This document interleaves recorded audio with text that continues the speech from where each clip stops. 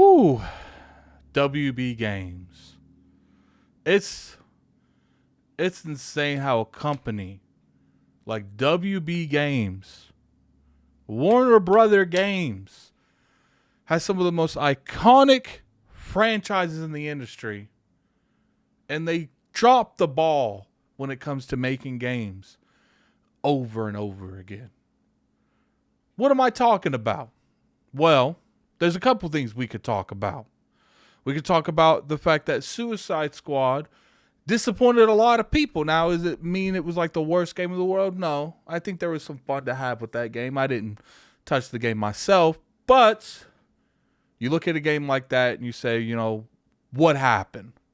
Because it did feel like the game was trying to do multiple things and not necessarily do anything good. It was just trying to captivate on a lot of different genres, a lot of different, business takes when it comes to the gaming industry. There were some games as a service there. It looked like there was some form of a rarity system. There was a lot of things that was in Suicide Squad. I personally wanted more of a narrative focus, because when I was playing the beta, that's the biggest thing I saw that they had going for them, was the narrative to Suicide Squad was very good. And it's disappointing that not a lot of people really jumped on that. I do think that in numbers wise, the game's doing extremely better. And that sucks, man, because, I felt like the concept was good. It really was. Rocksteady is probably one of the most noticeable people when it comes to making comic book hero games because of their work on the Batman games. So, with Suicide Squad, arguably costing WB a lot of money, do you think that in terms of free-to-play games as a service, like live service stuff in general, do you think that maybe Warner Brothers is going to, pump the brakes a little bit on that? Absolutely not. So they were discussing, what's the future of Warner Brothers, how they're going to push their company to the left, to the right, to the middle. What exactly is their future plans for the corporation? Rather than just seeing a one and done console game, how do we develop a game around, for example, a Hogwarts Legacy or Harry Potter that is a live service game where people can live and work and build and play in the world on an ongoing basis? Said WB Games CEO J.B. Bertie. I don't know. I probably butchered his name. That's fine, though. It's crazy to me that you, on one hand, have a game that definitely probably didn't hit expectations when it comes to the internal metrics on what they thought, Suicide Squad was going to sell. And on the other hand, you got Hogwarts Legacy that actually probably got a lot of publicity, free publicity, for the right or wrong reasons. And they were able to sell that game extremely well. Actually, it was like the number one most sold game in 2023. So when you look at the two examples, one would think that, all right, Hogwarts Legacy 2 is definitely a goal. We need to get that out there. But it looks like WB Games is like, we're still going the direction that we feel is going to make us more money. Look, I'm not going to be the one to tell anyone that live service games isn't a way to print gold. It's a way to print money. We all know that. We have examples like Fortnite, examples like Apex Legends, examples like Warzone. There's a lot of Roblox.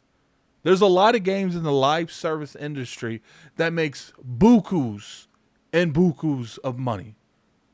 Enough money to buy whole countries. No one's going to deny that if you get into the live service and you're successful, you're going to get really successful.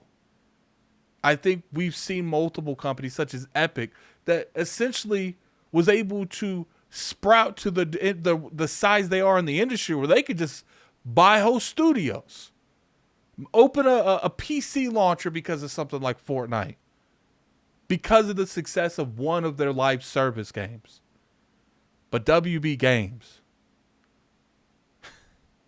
not every game can be a live service game.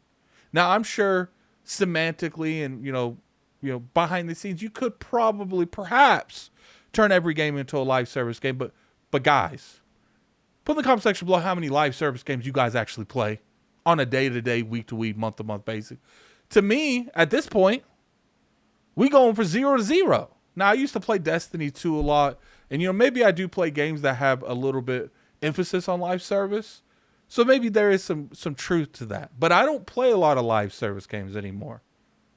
Now, if you look at the Destiny community, the Warzone community, the Roblox community, probably not as much the Roblox because that's a lot of kids. There is a lot of people already investing dozens and dozens of hours weekly to a live service game. There's only so much time that your consumers have in the live service industry. Now, maybe Warner Brothers is just looking at like, we just need one. We don't need multiple. We just need one. And I feel you on that. The thing is I feel like these companies, they trend chase. And it's probably arguably one of the issues in the gaming industry, where these companies feel more comfortable going after someone else's bag. They want a GTA 5 bag when they don't have a GTA 5 product. They want a Destiny 2 bag, but they don't have the experience that Bungie has accumulated over the years making Destiny to effectively create such a product. You're not going to be able to do it easy. Now, obviously, I'm not telling Warner Brothers not to chase the live service bag. I'm not. But I do feel like the success Hogwarts Legacy had, you can replicate that. Make another Hogwarts Legacy. Maybe go back and have Rocksteady make good single-player experience games, and you can make a lot of money. But the problem is these corporations, they're not happy with a lot of money. They want more. And I feel like that's the reason the industry pushes so hard towards live service products, because they know that's a consistent way of making money and not just, we're going to get money this 3 or 4 months for the bulk of it. And obviously these games sell throughout the years, but for the most part, the majority of the money that these, single player type of games make is in a few months. They want that money every month. They want subscription services because that comes to them every month. They want live services where they can nickel and dime you with microtransactions because that money comes every month. But like I said, Warner Brother Games, if you don't have a GTA 5 product, don't try to get GTA 5 money. But what's going on, you guys? I appreciate you guys supporting the channel. Definitely hit that like button if you guys appreciated this video. You can always sub to the channel. We make weekly content here. I know a lot of people have been very upset with some of my content. Look, I make videos that interest me. I talk about the stuff that I want to talk about in the industry. We're never going to agree 100% eye to eye. And that's fine. Because I feel like if you want an echo chamber, I'm probably not the channel for you. I want to go back and forth with, the people in my community. I want to engage in those kind of conversations. And if that's something that you guys are not comfortable with, then I definitely understand. I might not be the channel for you. But anyway, definitely, guys, tell me what you guys think in the comment section below. And until next time, this is Gaming Addict. I'm out of here. Peace. Whoo! WB Games, man. I love Shadow War, Shadow Mortar. Get back to games like that.